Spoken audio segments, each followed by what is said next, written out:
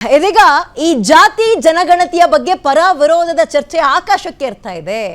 ಬೇಕು ಅಂತ ಕೇಳೋರು ಹೇಳ್ತಾ ಇದ್ದಾರೆ, ಹಲವರು ಬೇಡ ಅಂತ ಇದ್ದಾರೆ. ಇದು ಅವೈಜ್ಞಾನಿಕ, ಔಟ್ಡೇಟೆಡ್ ಅಂತೆಲ್ಲ ಹೇಳ್ತಾ ಇದ್ದಾರೆ. ಇದ್ರ ಬಗ್ಗೆ ಚರ್ಚೆ ಮುಂದುವರಿಸ್ತಾ ಹೋಗೋಣ. ಇದರ ನಡುವೆ ಪಕ್ಷದಿಂದ ಉಚ್ಚಾಟನೆ ಆದ್ರೂ ಪರವಾಗಿಲ್ಲ, ನಾನು ಯಾವಾಗಲೂ ಸದ್ದಲ್ಲಿರ್ತೀನಿ ಅಂತ ಎಲ್ಲ ವಿಚಾರದ ಬಗ್ಗೆ ರಿಯಾಕ್ಷನ್ ಅನ್ನ ಯತ್ನಾಳ್ ಅವರು ಕೊಡೋದು ಮರಿತಲೇ ಇಲ್ಲ. ಅದಕ್ಕೆ ಸಂಬಂಧಪಟ್ಟಂತೆ ಒಂದು ಬ್ರೇಕಿಂಗ್ ಇದೆ, ತಗೊಳ್ಳೋಣ ಬನ್ನಿ. ಮುಸ್ಲಿಂ ಸಮುದಾಯವನ್ನ ಅಲ್ಪಸಂಖ್ಯಾತರು ಅಂತ ಹೇಳಬಾರ್ದು.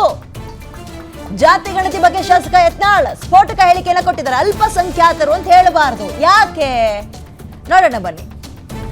ಅಲ್ಪಸಂಖ್ಯಾತರ ಲಿಸ್ಟ್ ನಿಂದ ಮುಸ್ಲಿಂ ಸಮುದಾಯವನ್ನ ಹೊರಗಿಡಿ. ರಾಜ್ಯ ಸರ್ಕಾರದ ವಿರುದ್ಧ ಶಾಸಕ ಯತ್ನಾಳ್ ಆಕ್ರೋಶವನ್ನ ವ್ಯಕ್ತಪಡಿಸ್ತಾ ಇದ್ದಾರೆ.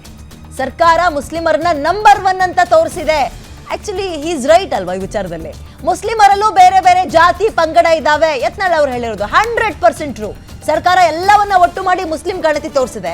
ಹಿಂದೂಗಳದ್ದು ಯಾಕೆ ಹಿಂಗ್ ಮಾಡ್ತಾ ಇದ್ದೀರಿ, ಒಕ್ಕಲಿಗರನ್ನ ಯಾಕೆ ಹಿಂಗ್ ಮಾಡ್ತಾ ಇದ್ದೀರಿ, ಲಿಂಗಾಯತರನ್ನ ಯಾಕೆ ಹಿಂಗ್ ಮಾಡ್ತಾ ಇದ್ದೀರಿ, ಒಡೆದು ಆಳುವ ನೀತಿ ಅನುಸರಿಸ್ತಾ ಇದ್ದೀರಾ ಪ್ರಶ್ನೆ ಮಾಡ್ತಿದ್ದಾರೆ ಯತ್ನಾಳ್. ಈ ವಿಚಾರದಲ್ಲಿ ಸರಿಯಾಗಿ ಹೇಳಿದ್ದಾರೆ ಅವರು. ನೋಡಿ, ಅಲ್ಪಸಂಖ್ಯಾತರು ಅಂದ್ರೆ ಪದನೇ ಹೇಳ್ತಾ ಇಲ್ವಾ, ಸಂಖ್ಯೆಯಲ್ಲಿ ಕಡಿಮೆ ಇರುವಂತವ್ರು ಅಂತ.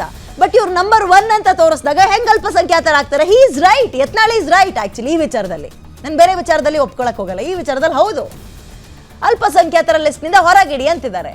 18% ಇರೋ ಮುಸ್ಲಿಮರಿಗೆ ಅಲ್ಪಸಂಖ್ಯಾತ ಸ್ಥಾನಮಾನ ಯಾಕೆ ಬೇಕು? ಮುಸ್ಲಿಂ ಸಮುದಾಯವನ್ನ ಅಲ್ಪಸಂಖ್ಯಾತರು ಅಂತ ಹೇಳಲೇಬಾರ್ದು. ಇದು ನಾನು 2 ದಿನದಿಂದಲೂ ಹೇಳ್ತಾ ಇದ್ದೆ.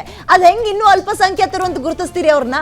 ನಂಬರ್ 1 ಅದೀಗ ಎಲ್ಲದರಲ್ಲೂ ಮೀರಿ ಮುಂದಕ್ಕೆ ಹೋಗ್ತಾ ಇದ್ದಾರೆ ಅಂದಾಗ, ಪ್ರಬಲ ಸಮುದಾಯ ಅಂತ ಕರೆಸ್ಕೊಳ್ತಾ ಇದ್ದವ್ರನ್ನೂ ಮೀರಿ ಮುಂದಕ್ಕೆ ಹೋಗಿದ್ದಾರೆ ಅಂದಾಗ ಹೆಂಗೆ ಇನ್ನೂ ಕನ್ಸಿಡರ್ ಮಾಡ್ತೀರಿ ನೀವು ಅಲ್ಪಸಂಖ್ಯಾತರು ಅಂತ?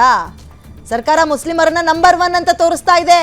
ಬಟ್ ಮುಸ್ಲಿಮರಲ್ಲೂ ಜಾತಿ ಪಂಗಡಗಳಿದ್ದಾವೆ, 130ಕ್ಕೂ ಜಾಸ್ತಿ ಇದ್ದಾವೆ. ಕಸಾಯಿ ಅಂತನೋ ಮತ್ತೊಂದು ಮಗದೊಂದು ಹಿಂಗಿದ್ದಾವೆ. ಈಗ ಮುಸ್ಲಿಮರೇ ನಂಬರ್ 1 ಅದಾರಲ್ಲ, ಹಾಗಾದ್ರೆ ಅವ್ರು ಅಲ್ಪಸಂಖ್ಯಾತರಿಗೆ ಕೆಲಸದಿಂದ ತೆಗೆದ್ಬಿಟ್ರಿ ಪಟ್ಟಿದಿಂದ. ಅವ್ರು ಬಹುಸಂಖ್ಯಾತರಾಗ್ಯಾರ.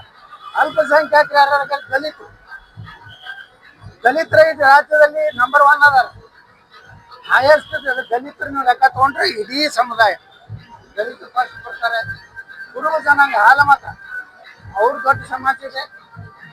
ಅಲ್ಲಿಂದ ಲಿಂಗಾಯತರು ಬರ್ತಾರೆ, ಅಲ್ಲಿಂದ ಒಕ್ಕಲಿಗರು, ಅಲ್ಲಿಂದ ಸಣ್ಣ ಪುಟ್ಟ ನಮ್ಮ ಮರಾಠ ಸಮಾಜ, ಕ್ಷತ್ರಿಯ ಸಮಾಜಗಳು, ಹಿಂಗೆಲ್ಲ ಬ್ರಾಹ್ಮಣ ಸಮಾಜ. ಈಗ ಅಲ್ಪಸಂಖ್ಯಾತ ಯಾರಿಗೆ ಸಿಗ್ಬೇಕು? ಬ್ರಾಹ್ಮಣರಿಗೆ ಸಿಗ್ಬೇಕು, 2% ಅದಾರ. ಮರಾಠರಿಗೆ ಸಿಗ್ಬೇಕು, ಈ ಬೌದ್ಧರಿಗೆ ಸಿಗ್ಬೇಕು, ಕ್ರಿಶ್ಚಿಯನ್ರಿಗೆ ಸಿಗ್ಬೇಕು. ಹಾಗಾದ್ರೆ ಇವತ್ತು ಲಿಂಗಾಯತರು ನೀವು ಹೊಡೆದಿರಿ, ಎಲ್ಲ ಜಾತಿ ಇರ್ತಾರೆ.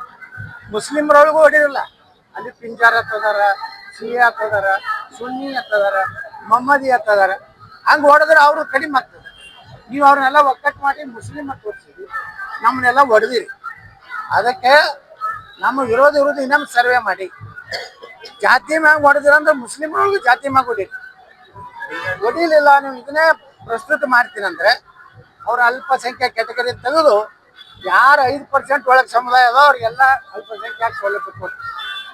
ಇವತ್ತು ನೋಡ್ರಿ, ಜೈನರು, ಬ್ರಾಹ್ಮಣರು ಇವೆಲ್ಲ ಸಣ್ಣ ಕಮ್ಯುನಿಟಿ ಅದ.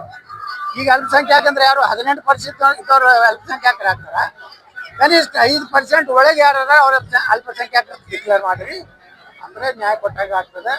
ಸಿದ್ದರಾಮಯ್ಯನವರು ಇವತ್ತು ರಾಜ್ಯದಲ್ಲಿ ಅವ್ರನ್ನ ಇಳಿಸ್ಬೇಕನ್ನೋಂಥ ಒಂದು ಷಡ್ಯಂತ್ರ ನಡೆದಿದೆ. ಹಂಗ ಇವತ್ತು ನನ್ನನ್ನು ಸಹ ಉಚ್ಚಾಟನೆ ಮಾಡ್ಬೇಕಾದ್ರೆ ಅದು ಒಂದು ಕಾರಣ ಇದೆ. ಆ ಉಚ್ಚಾಟನೆ ಹಿಂದೆ ಒಬ್ಬ ಮಹಾನಾಯಕ ಕಾಂಗ್ರೆಸ್ ಓಡದ್ ಬರ್ತು ಅಂತ ಭರವಸೆ ಕೊಟ್ಟ ಮೇಲೆ ನಾನು ಉಚ್ಚಾಟನೆ ಮಾಡಿದ್ದಾರೆ. ಈಗ ಮುಸ್ಲಿಮರೇ ನಂಬರ್ 1 ಅದಾರಲ್ಲ, ಹಾಗಾದ್ರೆ ಅವ್ರು ಅಲ್ಪಸಂಖ್ಯಾತರಿಗೆ ಕೆಲಸದಿಂದ ತೆಗೆದ್ಬಿಟ್ರಿ ಪಟ್ಟಿದಿಂದ. ಅವ್ರು ಬಹುಸಂಖ್ಯಾತರಾಗ್ಯಾರ. ಜಾತಿ ಯುದ್ಧ, ಜಾತಿ ಜನಗಣತಿಯ ಯುದ್ಧ ರಾಜ್ಯದಲ್ಲಿ ಹೆಚ್ಚಾಗ್ತಾ ಇದೆ, ಕಾವು ಜಾಸ್ತಿ ಆಗ್ತಾ ಇದೆ. ರಾಜಕೀಯ ನಾಯಕರು ತಮ್ಮ ಬೇಳೆಯನ್ನ ಬೇಯಿಸ್ಕೊಳ್ಳೋಕೆ ಜಾತಿ ಜನಗಣತಿಯನ್ನ ಮುಂದಕ್ಕೆ ತಂದಿಟ್ಟಿದ್ದಾರೆ. ಸಮುದಾಯ ಇಷ್ಟು ಇಂಪ್ರೂವ್ ಆಗಿದೆ, ನಂಬರ್ಸ್ ಇಷ್ಟು ಚೆನ್ನಾಗಾಗಿದೆ ಅಂತ ಪೊಲಿಟಿಕಲ್ಲಿ ಡೈನಾಮಿಕ್ನ ಬದಲಾಯಿಸ್ಕೊಳ್ಳೋಕೆ ಈ ರೀತಿಯಾಗಿ ಬದಲಾವಣೆ ತರ್ತಾ ಇದ್ದಾರೆ. ನಾವೆಲ್ಲರೂ ಒಗ್ಗಟ್ಟಾಗಿದ್ದೀವಿ, ನಮ್ಮನ್ನು ಇವರು ಒಗ್ಗಟ್ಟಾಗಿರಕ್ಕೆ ಬಿಡ್ತಾ ಇಲ್ಲ.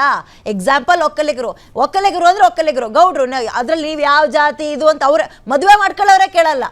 ಗೌಡ್ರನ್ನ ಮದುವೆ ಆಗ್ತಾರೆ ಏನ್ ಸರ್? ನೀವು ಅದ್ರಲ್ಲಿ ಯಾವ್ದು ಸಬ್ಕಾಸ್ಟ್ ಎಲ್ಲ ಕೇಳುವಷ್ಟು ಪರಿಸ್ಥಿತಿಲಿ ಇದ್ದೀರಾ? ಎಸ್, ಇದ್ರ ಬಗ್ಗೆ ಮಾತಾಡ್ತೀನಿ ನಾನು. ಇದೀಗ ರಾಜ್ಯದಲ್ಲಿ ಜಾತಿಯ ಯುದ್ಧ, ಕಾವು ಜಾಸ್ತಿ ಆಗ್ತಾ ಇದೆ. ನೋಡ್ತಾ ಹೋಗೋಣ. ಜಾತಿ ಗಣತಿಯ ಯುದ್ಧ ಜೋರಾಯ್ತು. ಇಂಪ್ಲಿಮೆಂಟ್ ಅಂದ್ರೆ ಇದನ್ನ ಅನುಷ್ಠಾನಕ್ಕೆ ತರ್ತೀರಾ ಅಥವಾ ಏನ್ ಮಾಡ್ತೀರಾ ಗೊತ್ತಿಲ್ಲ. ಪ್ರತಿಪಕ್ಷಗಳು ಈಗ ಸರ್ಕಾರದ ವಿರುದ್ಧ ಮುಗಿಬೀಳೋಕೆ ತಯಾರಿ ಮಾಡ್ಕೊಳ್ತಾ ಇದ್ದಾವೆ. ಇವತ್ತು ರಾಜ್ಯ ಬಿಜೆಪಿಯಿಂದ ಮಹತ್ವದ ಮೀಟಿಂಗ್ ಅಂತ. ಇನ್ನೂ ಯಾಕೆ ಲೇಟ್ ಮಾಡ್ತಾ ಇದ್ದೀರಾ ಗೊತ್ತಿಲ್ಲ ನನಗೆ.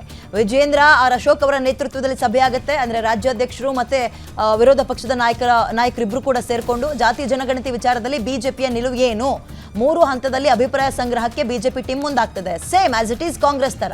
ಹಂತ 1 ಸಮುದಾಯಗಳ ಬಿಜೆಪಿ ನಾಯಕರಿಂದ ಅಭಿಪ್ರಾಯ ಸಂಗ್ರಹ. ಲಿಂಗಾಯತರು ಏನು ಹೇಳ್ತೀರಿ, ಒಕ್ಕಲಿಗರು ಏನು ಹೇಳ್ತೀರಿ, ಹಿಂದುಳಿದವ್ರು ಏನು ಹೇಳ್ತೀರಿ ಅಂತ. ಹಂತ 2 ಸಮುದಾಯಗಳ ಮುಖಂಡರಿಂದ ಅಭಿಪ್ರಾಯ ಸಂಗ್ರಹ ಮಾಡ್ತಾರೆ.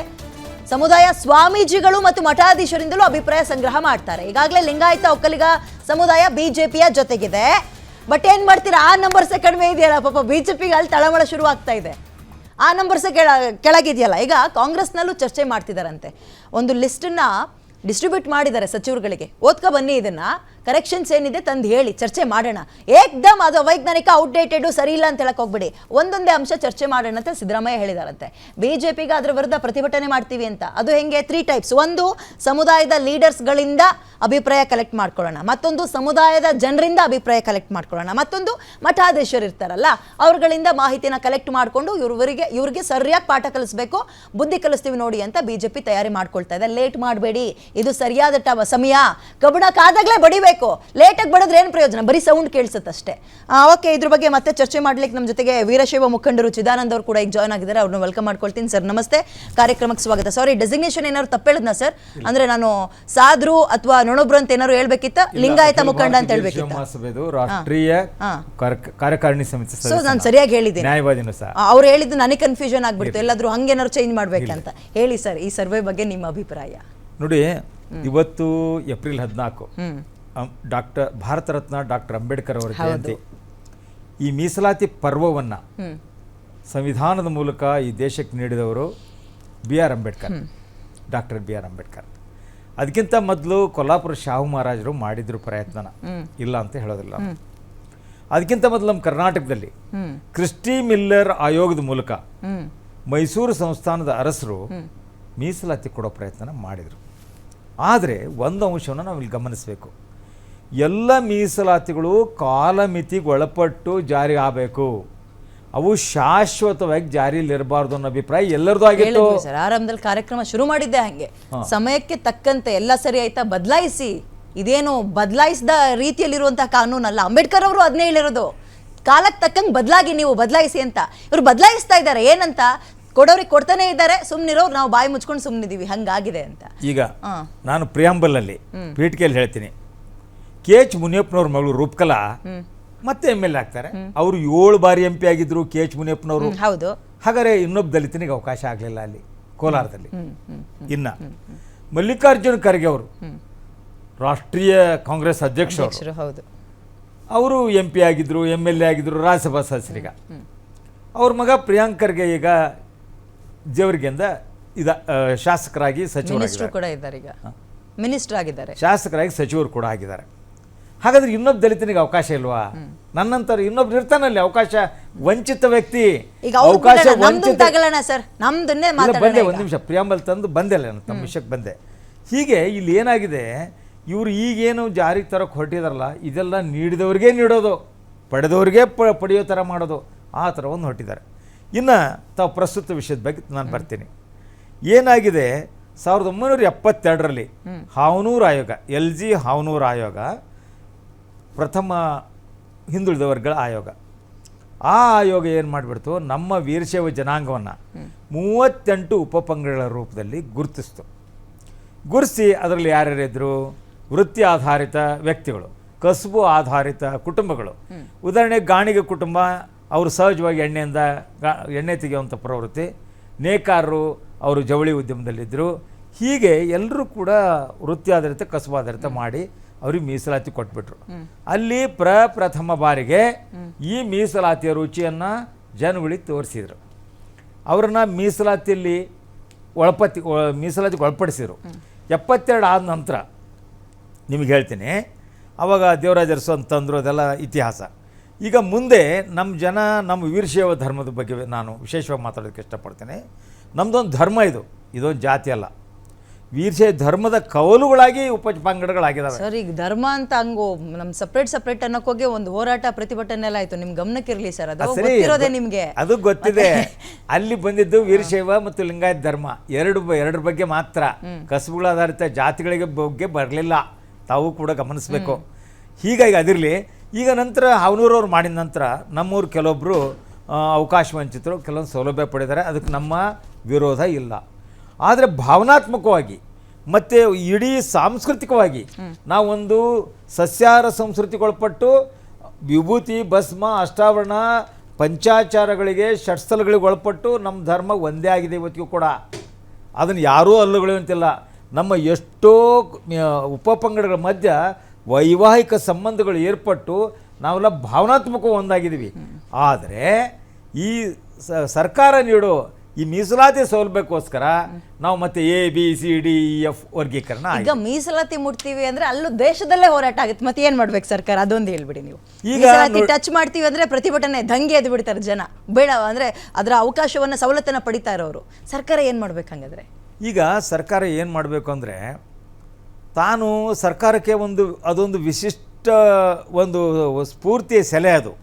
ಅವ್ರು ಏನು ಮಾಡಬೇಕು, ಸರ್ಕಾರದಲ್ಲಿ ಪ್ರಮುಖರಿರೋರು ಯಾರೂ ಈಗ ಸಾಮಾನ್ಯ ಜನ ಕಾಂತರಾಜು ಸಮಿತಿ ರಚನೆ ಮಾಡಿ ಅಂತ ಕೇಳಲಿಲ್ಲ.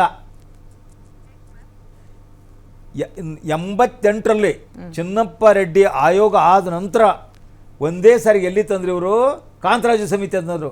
ಕಾಂತರಾಜವರು ಸಿದ್ದರಾಮಯ್ಯವ್ರ ಸ್ನೇಹಿತರು, ತಮಗೆ ಗೊತ್ತಿರಲಿ. ಅಷ್ಟೇ ಅಲ್ಲ, ಅವರು ಕುರುಬ ಸಮಾಜದವರು. ಅದನ್ನು ಹೇಳ್ತೀನಿ ನಿಮಗೆ. ಅವರು ಒಬ್ಬ ವಕೀಲರು, ಇವರು ಒಬ್ಬ ವಕೀಲರು. ಅಲ್ಲಿ ಇವರು ಸ್ನೇಹ ಇತ್ತು. ಸರಿ, ಇದೊಂಥರ ಪುನರ್ವಸತಿ ಕೇಂದ್ರಕ್ಕೆ ಮಾಡಿಟ್ರು ಅವ್ರನ್ನ. ನಂತರ ಈಗ ಸಹಜವಾಗಿ ನಾನು ನನ್ನ ಮಾಲೀಕ, ನನ್ನ ಸೇವಕೊಬ್ಬನು ಇರ್ತಾನೆ. ಸಾಮಾನ್ಯ ನಾನು ಹೇಳ್ದಂಗೆ ಕೇಳ್ತಾನೆ ಅವನು, ಯಾಕಂದ್ರೆ ನನ್ನಿಂದ ಪ್ರತಿಫಲ ಪಡಿತಾನೆ ಅವನು. ಸಿದ್ದರಾಮಯ್ಯ ಹೇಳಿ ಮಾಡಿಸಿರೋ ರಿಪೋರ್ಟ್ ಅಂತ ಹೇಳ್ತಾ ಇದ್ದೀರಿ ನೀವು. ಕರೆಕ್ಟ್.